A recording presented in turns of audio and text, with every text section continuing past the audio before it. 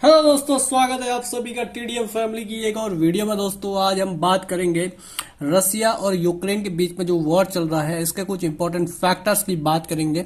किस तरह के डेवलपमेंट आगे बढ़ रहे हैं देश और दुनिया में, क्या हो रहा है, यूक्रेन का रिस्पांस क्या है, रशिया की क्या पोजीशन है और वर्ल्ड ऑर्डर में किस तरह के चेंजेस हम लोग इसमें देख रहे हैं। एक सब्सटेंशियल नंबर ऑफ पीपुल इसमें रहते हैं, करीब 4 करोड़ 41 लाख की इसकी आबादी है। बट वॉर की कंडीशन को देखते हुए इसकी एक stand by army as a backup रहे, इसको ध्यान में रखते हुए यूक्रेन ने सभी जो मेल सिटीजन्स हैं 18 से 60 तक की उम्र के, जो लड़ाई लड़ सकते हैं देश के लिए जरूरत पड़ने पर, इनको बॉर्डर से बाहर निकलने से मना कर दिया है। किसी भी इमिग्रेशन लाइन में इनको बाहर नहीं जाने दिया जाएगा। बॉर्डर्स पर जो प्रोटेक्शन लगा है वो जो मेल सिटीजन इस एज ग्रुप में है उनको बाहर निकलने नहीं देंगे।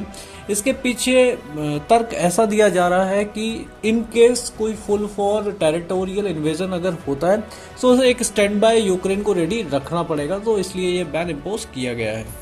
आगे बढ़ते हुए अपने वीडियो में बात करेंगे दोस्तों ट्रेड डिसरप्शन जो इस वॉर से निकल के आ रहे हैं। इसमें आप देखेंगे एनर्जी सेक्टर में जैसे ऑयल और गैस दोनों के प्राइसेस सब्सटेंशियली शूट करने वाले हैं, क्योंकि रसिया और यूक्रेन दोनों बहुत बड़े प्रोड्यूसर हैं इस एनर्जी सेक्टर की। और फूड में बात करेंगे तो देखिए यहाँ वीट यानी कि गेहूं का प्रोडक्शन, जो वर्ल्ड प्रोडक्शन है उसको 25 to 30% इन दोनों देशों के द्वारा ही प्रोड्यूस किया जाता है। कुछ countries specially European countries like Turkey, Egypt, Germany, France, ये सब जो वीट इंपोर्ट करते हैं फिर ब्रेड वगैरह बनाते हैं, इसके लिए इन दोनों कंट्री पे डायरेक्टली डिपेंड है। यहाँ पे आप डिसरप्शन देखने को बहुत मिलेगा। साथ ही साथ में कुछ जो इम्पोर्टेंट मेटल्स हैं जैसे पैलेडियम है, आयरन है, टाइटेनियम है। टाइटेनियम आपको पता होगा ये एयरक्राफ्ट में बहुत यूज होता है। इसके लिए तो यूएस, यूके जैसी कंट्रीज भी रसिया पे ही डिपेंड है। यहाँ पे भी शॉर्टेज देखने को मिलने वाली है। तीसरे फैक्टर की तरफ अगर हम बढ़ेंगे तो दोस्तों आपने यहाँ पे जो अमेरिकन टेक जाइंट पावर है, अमेरिका या वेस्ट की पावर की आप बात करोगे तो यहाँ पे देखने को मिली है रसिया को पूरा घुटने टिकाने पे मजबूर जो कर देने की सारी कोशिशें हैं अमेरिका के द्वारा किया जा रही है। इसी कड़ी में जो बड़ी अमेरिकन जाइंट कंपनीज हैं जैसे गूगल है, एप्पल है, मास्टर वीज़ा है, टेस्ला है, इन सबका एक सब्सटेंशियल रोल है। देखिए गूगल ने अपने सारे मोनेटाइज ऑपरेशन बंद कर दिए हैं रसिया में, अभी वहाँ के लोग गूगल से कुछ कमा नहीं सकते। एप्पल ने अपने सारे प्रोडक्ट की फर्दर सर्विस क्लोज कर दी है और ऐसे भी न्यूज़ आ रही है कि वो बाकी स्टोर अपने क्लोज कर देंगे।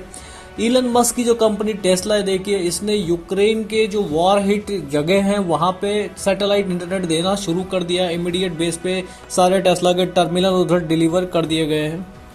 इन सब बातों से एक लेसन देखिए यहाँ पे इंडिया के लिए भी और बाकी देशों के लिए भी निकल के आता है कि जो यूएस की जो हैवी टेक जाइंट्स हैं इनकी जो फॉरेन पॉलिसी यूएस की है वही इनकी पॉलिसीज हमेशा फॉलो होती है। ये जो कॉल है सेल्फ रिलायंस का वो इंडिया के लिए ही नहीं, किसी भी सोवरेन नेशन की सोवरेनिटी मेंटेन करने के लिए बहुत इंपॉर्टेंट है। यूक्रेन की जो मेजर सिटीज हैं, खार्किव है, करम्बलिन है, ये सारी सिटीज पे अभी देखिए हैविली बॉम्बिंग शुरू हो चुकी है। यहाँ के लोग अभी अपनी जान बचाने के लिए जो नियर सिटीज हैं, पोलैंड है, स्लोवाकिया, जो बाकी यूरोपियन कंट्रीज हैं, यहाँ पे मूव कर रहे हैं। इस सब से एक ह्यूमैनिटेरियन क्राइसिस शुरू हो सकता है। देखिए ये जो माइग्रेशन हो रहा है ये यूरोप कब तक एब्जॉर्ब कर पाएगा, इसमें अभी कुछ क्लैरिटी नहीं है।